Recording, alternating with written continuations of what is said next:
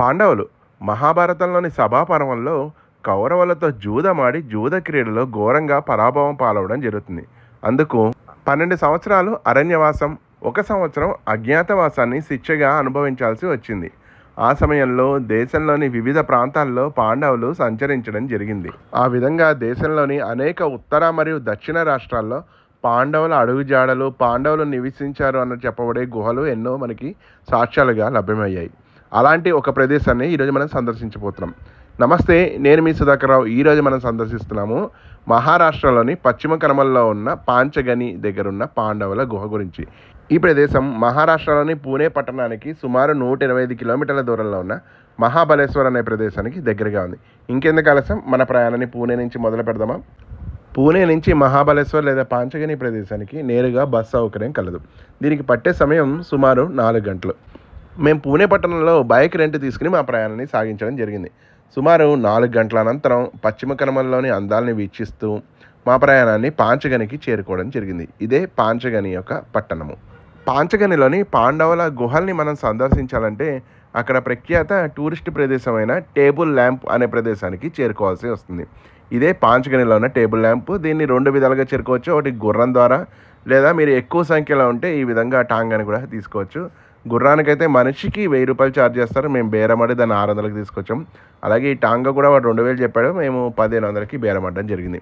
ఇలా సుమారు మేము 20 నిమిషాలు ఈ ప్లాట్ఫామ్ మీద, అనగా ఈ పీఠభూమి మీద ప్రయాణించాల్సి వస్తుంది.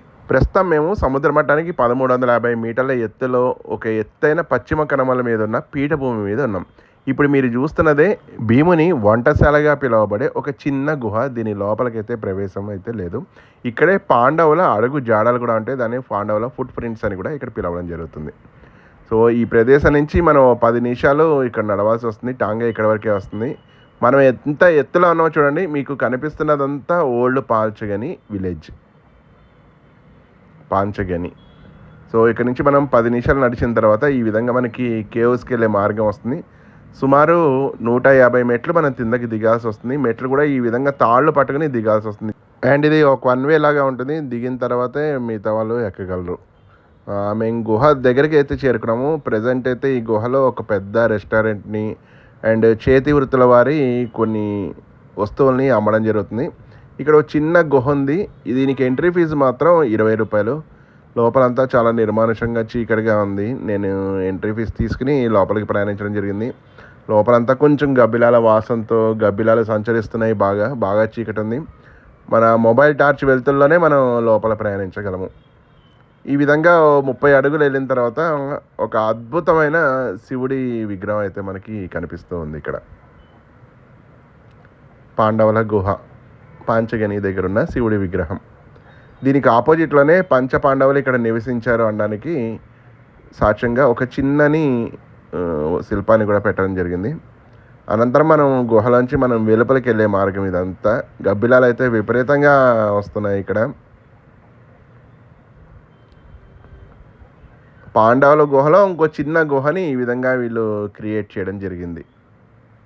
మన భారతదేశం అంతా మహాభారత మరియు రామాయణ సాక్ష్యాలే ఉన్నాయి. అందులో ఇదొక సాక్ష్యం, పాండవుల గుహ. సో ఇదండి, మేము పాంచగని దగ్గరలో ఉన్న పాండవుల గుహని సందర్శించడం జరిగింది. దీని దర్శనానంతరం తిరిగి ఈ విధంగా మనం ఇలా పైకి వెళ్ళాల్సి వస్తుంది. చెప్పాను కదా, సుమారు 150 మెట్ల వరకు ఎక్కాల్సి వస్తుంది.